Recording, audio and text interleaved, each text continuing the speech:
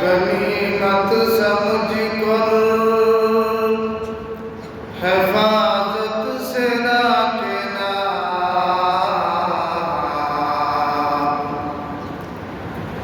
गनीमत समझकर हिफाजत से रखना,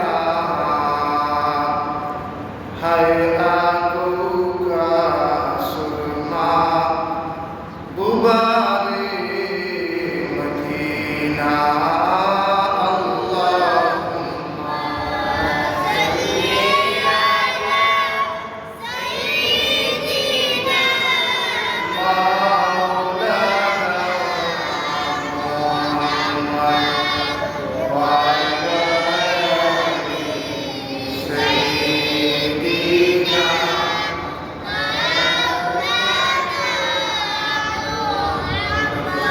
अशरफुल अफलक अफदल मरकज नाफे ज़मीन, रिश्तो फिरदौसे मदीना, सदरे बैतुल्लाह तुई। अल्लाहुम्मा सल्ली अला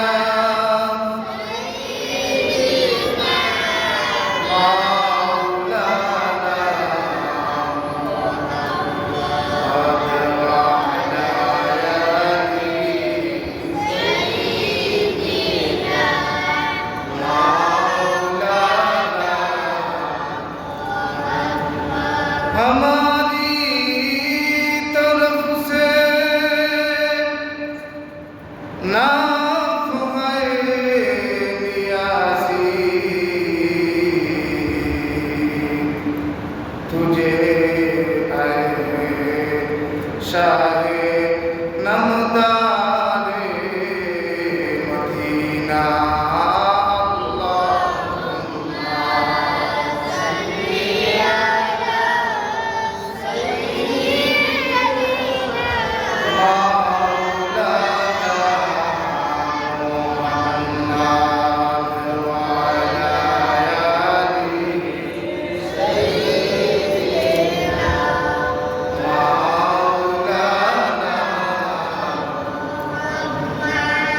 चल गए दारा सिकंदर, मखलूकत खाकन का, रह गई दुनिया में बाकी नाम है अल्लाह का।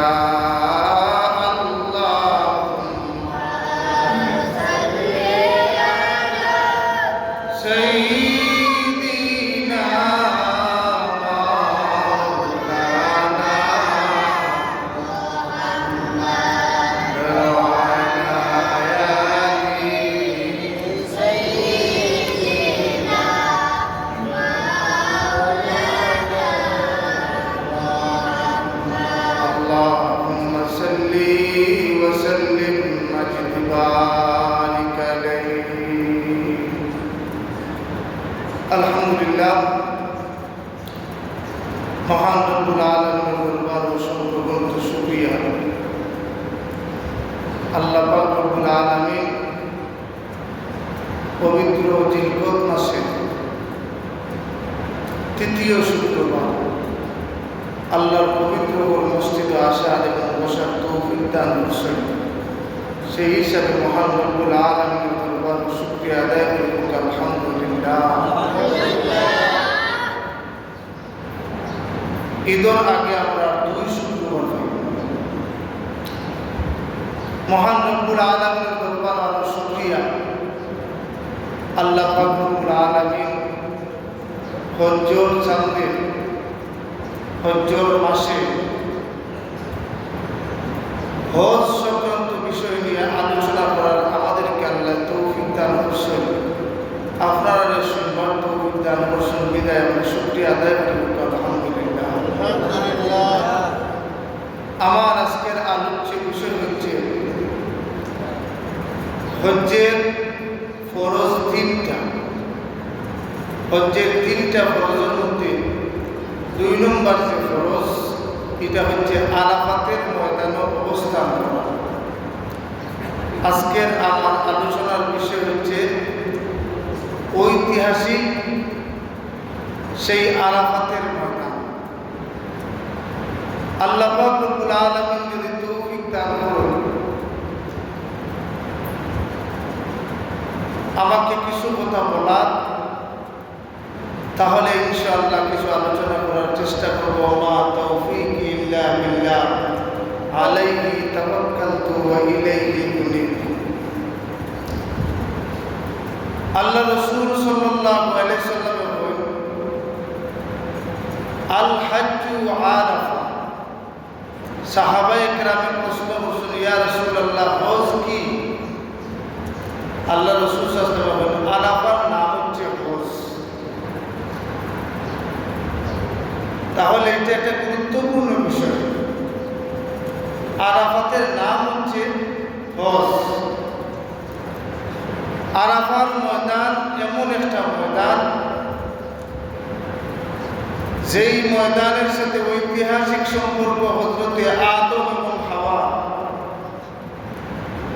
যেই ময়দানের সাথে ঐতিহাসিক সম্পর্ক হযরতে ইব্রাহিম এবং হযরতে জিবরাইল আলাইহিস সালাম,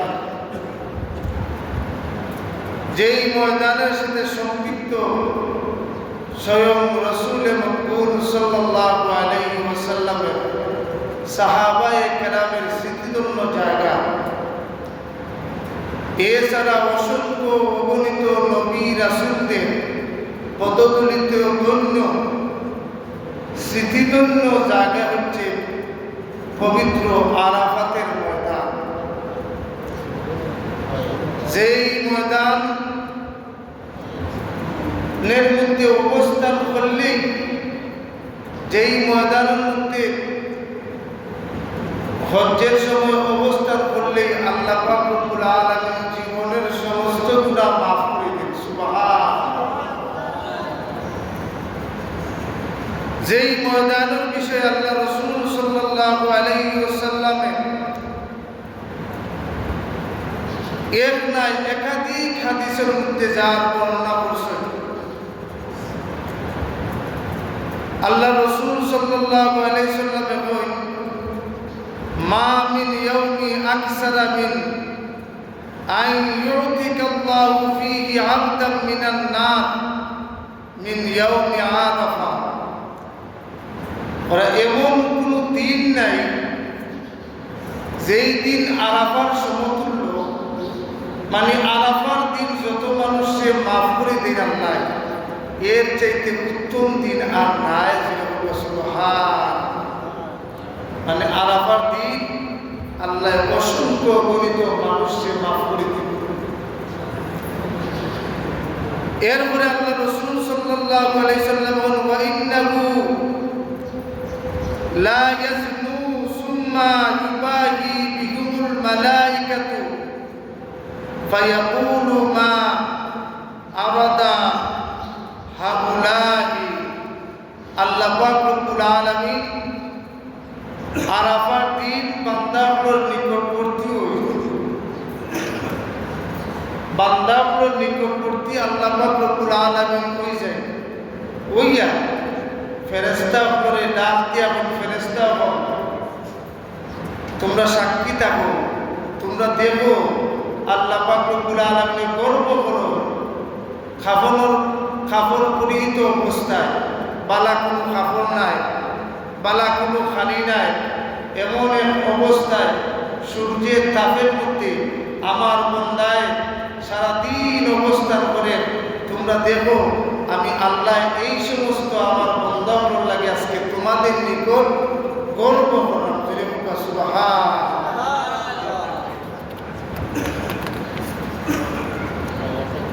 আল্লাহ রাসূল সাল্লাল্লাহু আলাইহি ওয়াসাল্লামের আরো হাদিসের মধ্যে বলেন, ইন্নাল্লাহ তাআলা ইউবাহি বিআহলি আরাফাতিন আহলাস সামাই ফায়াকুলু লাহুম। আসমানবাসীর লোকে মানে ফেরেশতাদের লোকে আল্লাহ আলোচনা করেন, তোমরা দেখো, উনজুর তাকাও, ইলা ইবাদি জাউনি শুমসান গুবরান। দেখো আমার বান্দাগণ কিলা তুলাবালির মধ্যে গোড়াগড়ি খায়, তার মাথার মধ্যে তুলা লাগায়, মানা উস্কো উস্কো অবস্থায়, কোনো বালা পোশাক নাই, এমন এক অবস্থায় আমার বান্দা আমার দরবারও হাজির হয়েছে। তোমরা দেখো জুড়ে বলতে সুবহানাল্লাহ। এই জন্য আরাফাতের ময়দানের তুলাটাও আমার আল্লাহর কাছে পছন্দনীয়। আল্লাহ রাসূল সাল্লাল্লাহু আলাইহি ওয়াসাল্লামের আরো হাদিসের মধ্যে বলেন, ইয়া মাশারান নাস, হে মানুষ সকল, আতানি জিবরাইল, আমার কাছে একটু আগে জিবরাইল আলাইহিস সালাতু ওয়াস সালাম আসলেন। আনিফান কারানি মিন রাব্বিস সালাম, আল্লাহ পাক রব্বুল আলামিন লিআহলিল আরাফা একটু আগে জিবরাইল আলাইহিস সালাতু ওয়াস সালাম আইয়া আরাফার ময়দানে যত মানুষ, যত হাজী সাহাবাগণ জমা হইছে, আমার আল্লাহ একটু আগে আমার মাধ্যমে আরাফার হাজী হলরে সালাম জানাইছো। একটু আগে আল্লাহ সালাম জানাই আরাফার ময়দানে হাজির হওয়া হাজী সাহাবাগণ।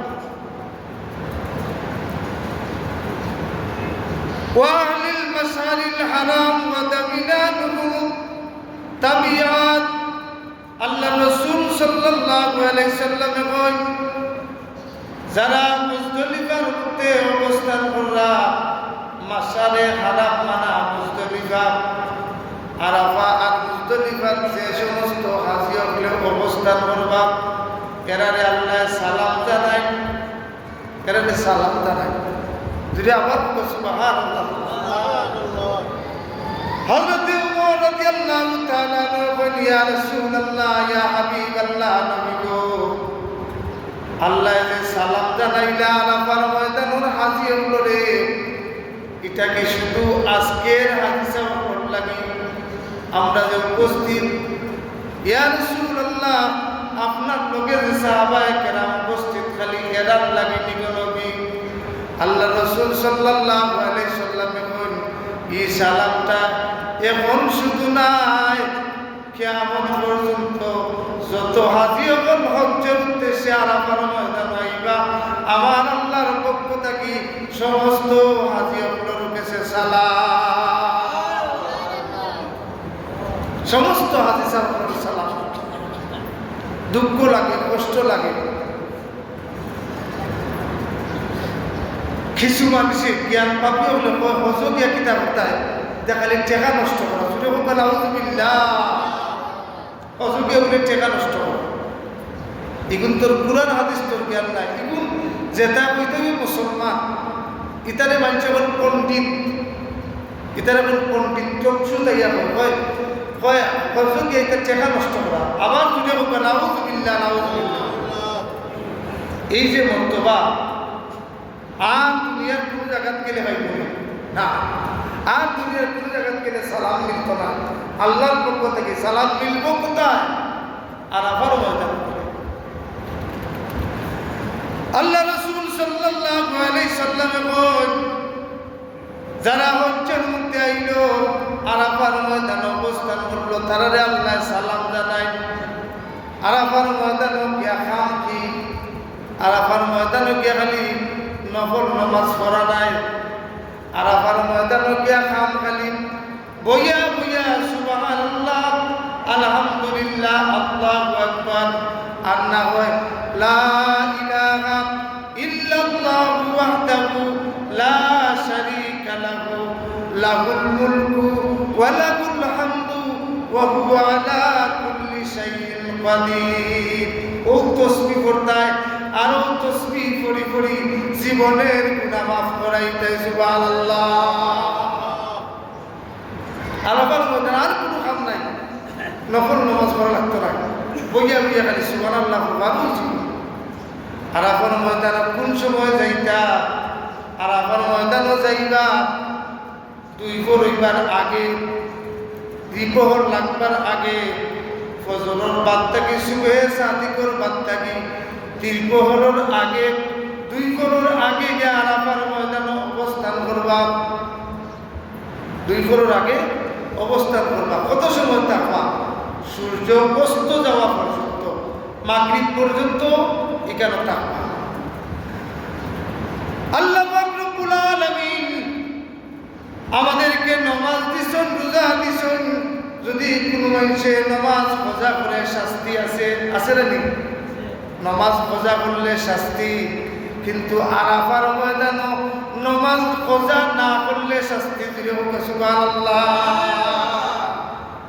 এমনি নামাজ কাজা করলে শাস্তি আর আরাফার ময়দানে কাজা না করলে শাস্তি কিলা কাজা না করলে শাস্তি জোহরের আজান হইব আজান হওয়ার বাদে না জোহরের টাইম হইব টাইম হওয়ার বাদে মসজিদে নামিরা থাকি খুতবা দিবা ইমাম সাহেব খুতবা দিবা খুতবা দেওয়ার বাদে আজান দেওয়া হইব আজান দেওয়ার বাদে জোহরের নামাজ 2 রাকাত পড়বা জোহরের নামাজ 2 রাকাত পড়বা 2 রাকাত পড়িয়া আর আসর নামাজ ওয়াক্ত হামাইবার আগে জোহরের নামাজের ফরফরই আরো আকামত দিয়ে আরো 2 রাকাত পড়ে দিবা মানে আসর ওয়াক্ত হামাইবার আগে পড়তাম এটা হচ্ছে শরীয়তে মুহাম্মদ এটা হচ্ছে আইন হচ্ছে না হচ্ছে গিয়ে নামাজ কাজা করতাম আসর ওয়াক্ত আসর নামাজ না পড়িয়া আগে নামাজ পড়লিবা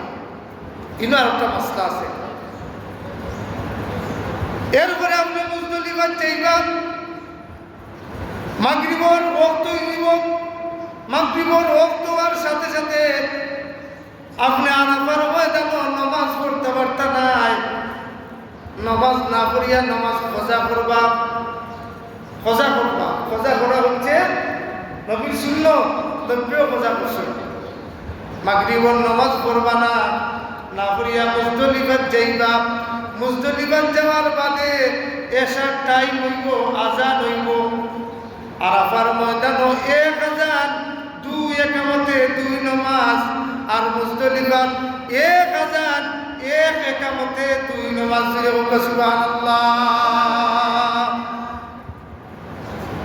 খেলে এই ঘটনা আমি একটু পিছন দিকে যাই পিছন দিকে না গেলে বুঝতে নাই আরাফার ময়দানে দিনও থাকবা রাত মুজদলিফাত থাকবা খেলে রাত মুজদলিফাত থাকবা আব্বা আমরা ইতিহাসে যাই হযরতে আদম আলাইহিস সালাতু ওয়াস সালামে গন্ধম ফল খাইছেন বেহেশত থেকে বাড়াইছেন মনে আছে এটা তো আপনারা জানেন আদম আলাইহিস সালামে গন্ধম ফল খাইয়া বেহেশত থেকে বাড়াই গেছেন আদমরে কই দিলাম আদম আলাইহিস সালামরে দিলাম 12তর শরম দিন এক পাহাড়ের মধ্যে হযরতে আদমরে দিলাম আর হযরতে হাওয়া আলাইহিস সালামরে দিলাম জিদ্দার মধ্যে এক জায়গা জিদ্দার এক পাহাড় হযরতে হাওয়ারে দিলাম 350 বছর আদম এবং হাওয়ায় খান্দন কেউ লোকে দেখা নাই সাক্ষাৎ নাই খান্দন আল্লাহ পাক রব্বুল আলামিন 350 বছরে হযরতে আদম আলাইহিস সালামের চকুর পানি দিয়ে নদী হয়ে গেছে ফুটাটা তো আমরা লাগান ফুটা নাই আমরা খানলে যে চকুর পানি করে ইলা ফুটা নাই তো 60 লম্বা আদম এইগুলোর চোখ কত বড় আর এইগুলোর ফুটা কত বড় জুড়ে হোক সুবহানাল্লাহ আমরা লাগাবো কোনো চোখ নাই যে মানুষ বড় তার চোখও বড় তার ফুটাও তো বড় আল্লাহ পাক রব্বুল আলামিন আদম আলাইহিস সালামের চকুর ফুটা পড়তে নদী হয়ে গেছে নদী হওয়ার বাদে এই নদীর কিনারার মধ্যে আল্লাহ পাক রব্বুল আলামিন 3 ধরনের গাছ জন্মাইছেন একটা হইল খেজুর গাছ আরেকটা হইল লবঙ্গ মানে লঙ্গের গাছ আর আরেকটা হইল জায়ফলের গাছ এখন আমার নবী আদম আলাইহিস সালামের চকুর ফুটা থেকে পড়ছে পানি পড়ার বাদে এই জায়গা থেকে উঠছে তাজকিরাতুল আম্বিয়া কিতাবের মধ্যে আনছেন আল্লাহ পাক রব্বুল আলামিন হযরতে হাওয়া খান্দন খান্দন থাকি চকুর ফুটা পানিত পড়ে চকুর ফুটা থাকি আল্লাহ মেহেন্দি গাছ জন্মাইছ মেহেন্দি গাছ এর লাগি মেহেন্দি এটা বেঠিন্তর বেটাইন্তর না মাতন না মেহেন্দি দেখা বেঠিন্ত আমরা আতো পাবো এটা লাগাইতে পারতাম না তবে বেমার হইলে ঔষধের লাগি বেটাইতে লাগাইতে আর না হয় মেহেন্দিটা মহিলা কারণ কিতা বলে হাওয়া আলাইহিস সালামর চকুর পানি থেকে আল্লাহ বানাইছে আর কি বানাইছে হাওয়ার চকুর পানি থেকে আল্লাহ হাওয়া আলাইহিস সালামর চকুর পানি যখন মাটির মধ্যে পড়ে যেই জায়গার মধ্যে পড়ে ওই জায়গার মধ্যে আল্লাহ মাওয়ারিদ পাথর এটা কি পাথর বলে এটা দিয়া মহিলা অলংকার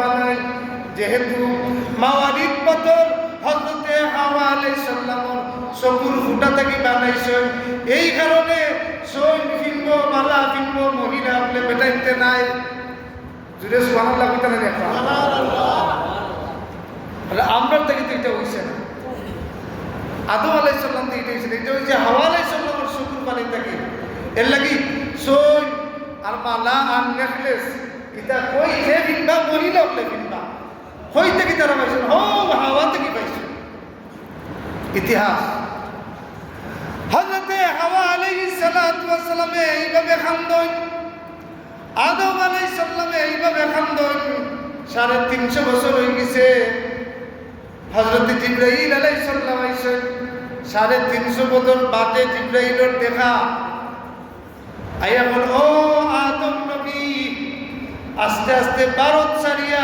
মক্কার দিকে যাও বলে খেলে বলে কেন আল্লাহর এখন কোর আছে এই কোরকে তুমি তোয়াফ করো আল্লাহর ওয়াটার উপর খান তুমি কে তোয়াফ করো হযরতে আদম আলাইহিস সালাতু ওয়াস সালাম আইসেন মক্কাত আইসেন আইয়া জাবালে রহমত পাহাড়ের মধ্যে তাই বিশ্রাম নিরা জাবালে রহমত পাহাড় কি বলে জাবালে রহমত হইলে কি রহমতের পাহাড় আরাফার ময়দানের এক কোনামুখে আছে আরাফার ময়দানের 70 মিটার উঁচু আমি ইনশাআল্লাহ নিজেও পাহাড়ের উপরে উঠে এসেছি আলহামদুলিল্লাহ মানুষ চাহিদা এটা দোয়া কবুলের জায়গা জাবালে রহমতের উপরে হযরতে আদম আলাইহিস সালামের রেস্টিরা হঠাৎ করে দেখুন জিদ্দা রই যাইতিয়া হযরতে হাওয়া আলাইহিস সালাতু ওয়াস সালাম আস্তে আস্তে আটিয়া ইয়া সুবহানাল্লাহ হযরতে হাওয়া আলাইহিস সালাম আটিয়া হওয়ার বাদে আদম আলাইহিস সালাম পাহাড় থেকে নামছেন হাওয়া আলাইহিস সালাম জাবালে রহমতের খান্দাত আরাফার ময়দান আইছেন জাবালে রহমতের খান্দাত আইছেন আদম এবং হাওয়া দুজনের সাক্ষাৎ হয়েছে 350 বছর বাদে আরাফার ময়দান আরাফা শব্দের অর্থ হচ্ছে পরিচিত হওয়া আরাফা শব্দের অর্থ হচ্ছে বুঝে নেওয়া আরাফা শব্দের অর্থ হচ্ছে জেনে নেওয়া হযরতে আদম এবং হাওয়া একসাথে 350 বছর বাদে দেখা হইছে সাক্ষাৎ হইছে এই কারণে এই সাক্ষাৎ ওয়াটার নাম হচ্ছে আরাফা আরবিতে ওই কারণে আদম আলাইহিস সালামের জামানা থেকে আজ পর্যন্ত এই জায়গাটার নাম আরাফা সুবহানাল্লাহ সাক্ষাৎ হইছে বিদায় এই জায়গাটার নাম হচ্ছে আরাফা কোন সময় সাক্ষাৎ হইছে আদম এবং হাওয়ার সাক্ষাৎ হইছে 2 ফোরন আগে কত সময় থাকছেন সন্ধ্যা পর্যন্ত থাকছেন সূর্য অস্ত যাওয়া পর্যন্ত আজ পর্যন্ত আরাফার ময়দানে কোন হাদিস আলোকন গেলে আদম এবং হাওয়া যত সময় এই জায়গার মধ্যে থাকছেন কত সময় থাকার নাম হচ্ছে এর বাদে হযরতে হাওয়া এবং আদম রাতকে মুজদলিফাত থাকছেন ইনো রাত থাকছেন না ইনো খালি দিন পর্যন্ত থাকছেন মুজদলিফাতকে রাত দুজন থাকছেন বিদায় হাদিসা বকল হজ গেলে এখন পর্যন্ত আরাফার মধ্যে সূর্য অস্ত যাওয়ার বাদে মুজদলিফাত গিয়া আদম এবং হাওয়া জেলা ঘুমাইছেন জেলা ঘুমাইছেন, কিতার মধ্যে ঘুমাইছেন, মাটির মধ্যে ঘুমাইছেন। আর এই মাটির ধুলাবালি লাগছে। আমার আল্লাহ পাক রব্বুল আলামিনের হাবিব মুহাম্মদুর রাসূলুল্লাহ কই, ও ওমর রে, আমার সাহাবী হল জানিয়া নেও, আজকে দিন আমার আল্লাহ পাক রব্বুল আলামিন আমার উম্মত হলরে নিয়ে গর্ব কররা। কি গর্ব কররা? যে আমার উম্মত হল উস্কো কুস্কো অবস্থায়, ধুলাবালি অবস্থায়, তেলা আদম এবং হাওয়া মুজদলিফার মধ্যে ঘোরাঘুরি খাইছে, বলা খাইরা। সুবহানাল্লাহ। মুসলমানদের ইতিহাস, করুণ ইতিহাস জানা থাকতে হবে অনেক। আল্লাহ পাক রব্বুল আলামিন হযরত জিবরাইলকে পাঠাইয়া দেন আরাফার ময়দানও। হযরত জিবরাইল আদম আলাইহিস সালামের লগে সাক্ষাৎ করেন। আদম আলাইহিস সালামের রহমতের পলক দিয়া, হযরত জিবরাইল আলাইহিস সালামের রহমতের পলক দিয়া, পালক ডাকনা দিয়া আদম আলাইহিস সালামের শরীরের মধ্যে টাচ করেন। টাচ করার বাদে আল্লাহ পাক রব্বুল আলামিন দুনিয়ার যত মানুষ আইবা, যত মানুষ এই পৃথিবীর মধ্যে জন্ম নিবা, সমস্ত মানুষ বলে আদম আলাইহিস সালামের এক সাইডে দিয়ে ডাইন দিক দিয়া কতজন, বাম দিক দিয়া কতজন দিয়া আরাফার ময়দান করিয়া দিলাইছেন। আদম আলাইহিস সালাম রোজ ভাই জিবরাইল, এরা কারা? বলে আদম, ও যা দেখলা এরা তোমার বংশধর। জুড়ে মুখে একবার সুবহানাল্লাহ। আদম আলাইহিস সালাম বলেন, কত মানুষ, কত সন্তান আমার, এরা জাগই বকিলা দুনিয়া। আমার আল্লাহ পাক রব্বুল আলামিনে আওয়াজ দিন আকাশ থেকে, আদম তুমি চিন্তা করিও না, আমি 4টা সিস্টেমে মানুষের রাখবো, 4টা সিস্টেমে মানুষের রাখবো। কিলা? বলে একটা সিস্টেম হইল গাড়ি, আমি বাবার উদরের মধ্যে কিছু সন্তান রাখবো। আর একটা সিস্টেম কিছু মানুষের মায়ের উদরে রাখবো। আর একটা সিস্টেম কিছু মানুষকে জমিনও রাখবো, আবার কিছু মানুষকে জমিনের নিচে রাখবো। সুবহানাল্লাহ। আল্লাহ এরা কি সব এক লাখান হবে? আদম আলাইহিস সালামরে আল্লাহ কইলেন, আল্লাহ এরা কি সব এক লাখান হবে? বলে না, আমি কেউরে কালো, কেউরে সুন্দর, কেউরে কালো, কেউরে সুন্দর, কেউরে ধনী, কেউরে গরিব ওলা বানাইবো। বলে আল্লাহ ইলা না করিয়া যদি সবরে এক লাখান দিলাইতে, সবরে এক লাখান দিলাইতে, আল্লাহ বলেন না, আমি এটা এক লাখান দিতাম না, আমি ভিন্ন ধরনের দিব দিয়া পরীক্ষা করবো। কিতা করবো? পরীক্ষা করবো। কি পরীক্ষা? দেখবো, ধনী বানাইয়া দিব, দেখবো গরিবটি নিয়ে এহানত করে এঙ্কার করে নি, মানে গরিবটি দেখতে পারে না, তাহলে গরিব বানাইয়া দিব, দেখবো হে ধনী নিয়ে হিংসা করে। সুবহানাল্লাহ, সুবহানাল্লাহ।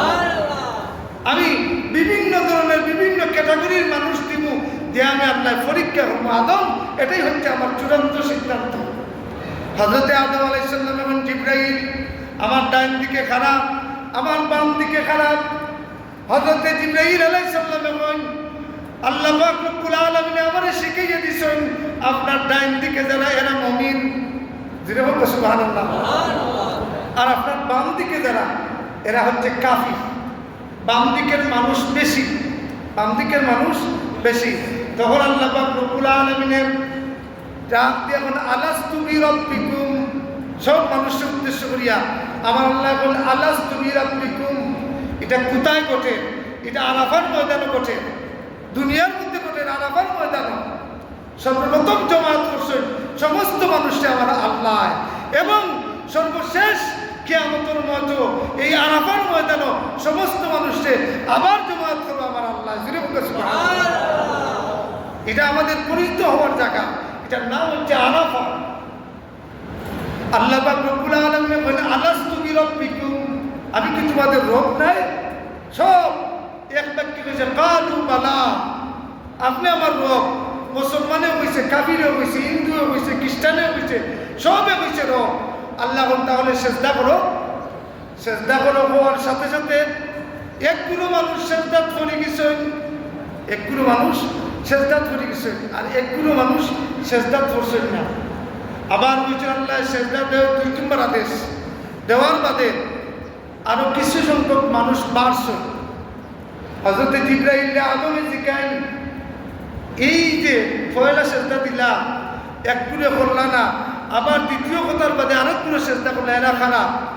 তখন জিব্রাইলে পরিচয় দেন, পয়লা যারা সেজদা কথা হইতেও সেজদা দিলাইছেন এরা হচ্ছেন মমিন, এরা জন্ম নিবা মমিন হইয়া, মৃত্যুবরণ করবা মমিন হইয়া। সুবহানাল্লাহ। 2 নম্বর বার খালো। আর যারা সেজদা দিছে না, 2বার যারা সেজদা দিছে না এরা কাফির, এরবার জন্ম নিব কাফির হইয়া, মৃত্যুবরণ করব কাফির হইয়া। আর পয়লা কথা হওয়ার বাদে সেজদা যারা দিছে না, 2 নম্বর কথা হওয়ার বাদে যারা সেজদা দিছে এরা খারাপ বলে, এরা হইল জ্ঞানী। আল্লাহ পাক রব্বুল আলামিন এরা জন্ম দিবা কাফির অবস্থায়, কিন্তু মৃত্যু দিবা মুমিন অবস্থায়। কাফির অবস্থায় জন্ম দেওয়ার বাদে, জন্মগ্রহণ করার বাদে কাফির হয়ে যাব, কাফির হওয়ার বাদে সে মুমিন হইয়া ইন্তেকাল করবে। এরা হচ্ছে দ্বিতীয় আদেশে এরা সেজদা করছে। যাই হোক, এই ধরনের ঘটনা করছে আরাফার ময়দানও। এই কারণে এই জায়গাটার নাম হচ্ছে আরাফা। 2 নম্বর আর একটা কারণ, আরাফার ময়দান ডাকার কারণ, হযরতে জিবরাইল আলাইহিস সালাতু ওয়াস সালাম ইব্রাহিম নবীর মসজিদে নামিরা যেন, বর্তমান মসজিদে নামিরা যেন, এই মসজিদে নামিরার খান্দাত ইব্রাহিম আলাইহিস সালামকে জিবরাইল আলাইহিস সালামে হজ্জের খাস শিক্ষা দিছিলেন। হজ্জের খাস শিক্ষা দিছিলেন, শিক্ষা দেয়া কইছে হাল আরাফতু, তুমি কি বুঝছো? হাল আরাফতা, ও ইব্রাহিম তুমি কি বুঝছো আমার কথা? জিবরাইল আলাইহিস সালামে কইছিলেন হাল আরাফতা, ও ইব্রাহিম নবী আমার কথা কি তুমি বুঝছো? আমি কিলা কিলা হজ্জের নিয়ম কানুন হয়ে দিচ্ছি, এটা কি তুমি বুঝছো? হযরত ইব্রাহিম আলাইহিস সালাম বলছে আরাফতু, ও জিবরাইল আমি বুঝছি, আমি বুঝছি। এই যে আরাফতা আর আরাফতু, ওই কারণে এই জায়গাটার নাম আরাফা। যেটা হোক সুবহানাল্লাহ, সুবহানাল্লাহ। আল্লাহ রাসূল সাল্লাল্লাহু আলাইহি সাল্লামের জামানাত যখন বিদায় হজ্জের সময় আল্লাহ রাসূল গেছেন, এই আরাফার ময়দানে বিদায় হজ্জের ঐতিহাসিক ভাষণ দিয়েছেন। আর আল্লাহ পাক রব্বুল আলামিনের কুরআন শরীফের আয়াত নাযিল করছেন, আল-ইয়াওমা আকমালতু লাকুম দীনাকুম ওয়া আতমামতু আলাইকুম নি'মাতি ওয়া রাদিতু লাকুমুল ইসলাম দীনান। আল্লাহ পাক রব্বুল আলামিনের আয়াত নাযিল করছেন, আজকে আমি দিনকে পরিপূর্ণ করলাম। এজন্য আরাফার ময়দানে 10টা ফজিলত আছে। 10টা ফজিলত কি? 1 নম্বরে আল্লাহ পাক রব্বুল আলামিন আরাফার ময়দানে দিনের বেলায়, আরাফার দিনের বেলায় প্রথম আসমানও আল্লাহ নামি আইবে। সুবহানাল্লাহ তাআলা দিলে। 2 নম্বরে আল্লাহর কাছে ওই দিনের চাইতে উত্তম দিন আর নাই। 3 নম্বরে বান্দার জন্য আল্লাহর দয়ার ভান্ডার খুলে দেওয়া হয়। এই দিন যা চাইতে পারো, হাদিসে বল বা আমরাও যা চাইতে পারো, এই দিন যা চাইবা তা পাইবা। বিশেষ করে হাদিসের উপরে হইছে যা চাইবা আরাফার ময়দান ত্যাগ করার আগে আমার আল্লাহ হাদিসে দান করে দিবা। সুবহানাল্লাহ। আল্লাহ পাক রব্বুল আলামিন এই দিন বান্দার নিকটবর্তী হয়ে যায়, এখানে খান্দা পিটি যায়। 5 নম্বর গুণ হইল জ্ঞানী, আল্লাহ পাক রব্বুল আলামিন আরাফাতের ময়দানে অবস্থানকারীদেরকে বিনা হিসাবে মাফ করে দিলেন। সুবহানাল্লাহ। অবস্থানকারীদেরকে বিনা হিসাবে মাফ করে দিলেন। 6 নম্বরে প্রত্যেক বছর করে কিয়ামত পর্যন্ত আল্লাহ পাক রব্বুল আলামিন এই ক্ষমার ধারাটা অব্যাহত রাখবেন। প্রত্যেক বছর মাফ করে দিবা। তুই দেখো সুবহানাল্লাহ। 7 নম্বরে আল্লাহ পাক রব্বুল আলামিন আরাফার ময়দানের মানুষদেরকে নিয়ে আসমানবাসী ফেরেশতাগুলোকে প্রত্যেক বছর গর্ব করুন। সুবহানাল্লাহ। গর্ব করুন আর দেখায় চাও আরাফার ময়দানের অবস্থা, আমার বান্দাদের অবস্থা, গর্ব করুন আমার আল্লাহ। 8 নম্বরে এই দিন আল্লাহ পাক রব্বুল আলামিন শয়তানকে সব চাইতে লাঞ্ছিত, বঞ্চিত, অপমানিত করো।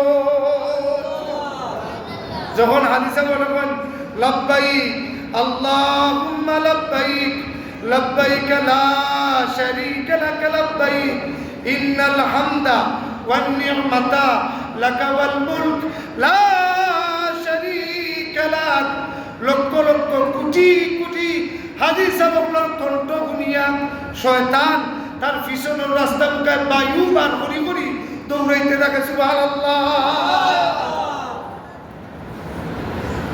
9 নম্বরে হাজিরা এই দিন যা চাইব হাজিরা যা চাইব। কোন হাজি? যার দিল ঠিক, যার মন ঠিক, যার সব ঠিক, এই হাজি যা চাইব সে তা পাইব। এই হাজি যে হাজির হজ আরাফার ময়দানে কবুল হবে মরার আগ পর্যন্ত তার নাম থাকবে হাজি। আর যে হাজির হজ কবুল হবে না আরাফার ময়দানে তার নাম হবে কুদাল হাজি, লেমকা হাজি, বন্ড হাজি। এই ধরনের হাজি নাম থাকবে, ঠিক কিনা না? হজ করিয়া গিয়া হিংসা যায় না, হজ করিয়া গিয়া মনের নেফাকি দূর হয় না, হজ করিয়া গিয়া মানুষকে ভালোবাসে না, সামনে এক কথা পিছে এক কথা। এই ধরনের মানুষদের জন্য এই আরাফার ময়দান নয়, এরা না যায় উত্তম, ঠিক কিনা না? হজ করবে হজ্জের মতো, না হয় এই অত বড় পবিত্র জায়গা তোমার জন্য কলঙ্কিত হবে। পবিত্র জায়গা আরাফাতের ময়দান। এই দিন আল্লাহ পাক রব্বুল আলামিন হাজী সাহেব আপনার আর তুলবার আগে আল্লাহ মাফ করে দেন, সুবহানাল্লাহ সুবহানাল্লাহ। 10 নম্বরে আল্লাহ পাক রব্বুল আলামিন আরাফাতের ময়দানে অগণিত ফেরেশতাগণ নাযিল করেন, সুবহানাল্লাহ। এজন্য আল্লাহ রাসূল সাল্লাল্লাহু আলাইহি সাল্লামে কাসওয়া নামক উটের উপরে উঠিয়া হজ্জের ময়দানে আরাফার ময়দানে বিদায় হজ্জের ভাষণ, কাসওয়া নামক উটের উপরে উঠিয়া জাবালে রহমতের উপরে উঠিয়া জীবনের সর্বশেষ এবং যা কিছু মুসলমানদের প্রয়োজন সমস্ত ভাষণ এই জায়গার মধ্যে দিস্তা। এই ধারাটা কিয়ামত পর্যন্ত অব্যাহত থাকবে। এই ভাষণটার নামই হচ্ছে হজ। আর কোনো কিছুর নাম হজ নাই। আরাফাতের ময়দানে মসজিদে নামিরা থেকে যে খুতবা দেওয়া হয় এই খুতবাটাই হজ। আল্লাহ রাসূলকে জিজ্ঞাসা করেছেন, ইয়া রাসূলুল্লাহ হজ কি? আল্লাহ রাসূল বলেছেন আল হাজ্জু আরাফা, আরাফার ময়দানে যাওয়াটার নাম হচ্ছে হজ। সুবহানাল্লাহ। যেই হাজি সাহেব আরাফার ময়দানে যাইতা নাই, সময় মতো যাইতা নাই, এনার হজ হইতো নাই। আর বাকি সপ্তাহ করলে ওখানে হইতো না, হজ হইতো না। কারণ আরাফার ময়দানে অবস্থান করা, ইহরাম বান্ধিয়া, এটা হচ্ছে ফরজ, হজ্জের ফরজ। হজ্জের ফরজ 3টা। 1 নম্বরে ইহরাম বাঁধা, 2 নম্বরে আরাফাতে অবস্থান করা, 3 নম্বরে বিদায়ী তওয়াফ করা। এই 3টা যদি কেউ না করেন হজ হইতো না। আরাফার ময়দান থেকে সূর্য অস্ত হওয়ার বাদে মুজদলিফার মধ্যে যাইবা। মুজদলিফাতকে রাত ঘুমাইবাই কেন? আল্লাহ রাসূলের প্রত্যেক রাত ইবাদত বন্দেগী করেন, প্রত্যেক জায়গাতে ইবাদত বন্দেগী করেন, নামাজ পড়েন। কিন্তু মুজদলিফাতকে আমার নবী নামাজ পড়ছেন না, আস্তে রাত ঘুম দিছেন। সুবহানাল্লাহ। সাহাবারা প্রশ্ন করেন, ইয়া রাসূলুল্লাহ সব জায়গাতে আপনি রাত্রিবেলা দাঁড়াইয়া নামাজ পড়েন, মুজদলিফাত খেলে নামাজ পড়েন না? আল্লাহ রাসূল বলেন, আমার উম্মত হল আস্তা দিন আরাফার ময়দানে অবস্থান করিয়া প্রবল রৌদ্রের মধ্যে থাকছে, ক্লান্ত হইছে, মুজদলিফা হইছে। মুজদলিফা শব্দের অর্থ হচ্ছে জমা হওয়া। এখানে আরেকটা নাম হচ্ছে জমা হওয়া। এই জায়গার মধ্যে জমা হইয়া রেস্ট নেওয়ার জায়গা হচ্ছে মুজদলিফা। সুবহানাল্লাহ। আর কি? রাত্রিবেলায় ফাত্তর তুকাইবা। এই জায়গার মধ্যে শয়তানকে মারবার লাগি ফাত্তর তুকাইবা মুজদলিফাত কিয়া। রাত কেন তাকিয়া রাত্রে তুকাইবা, সকালেও সুবাহ সাদিকের সময় তুকাইলে হইব। তবে উত্তম হচ্ছে রাত্রেই কেন ফাত্তর তুকাইবা। ফাত্তর তুকাইয়া 10 তারিখ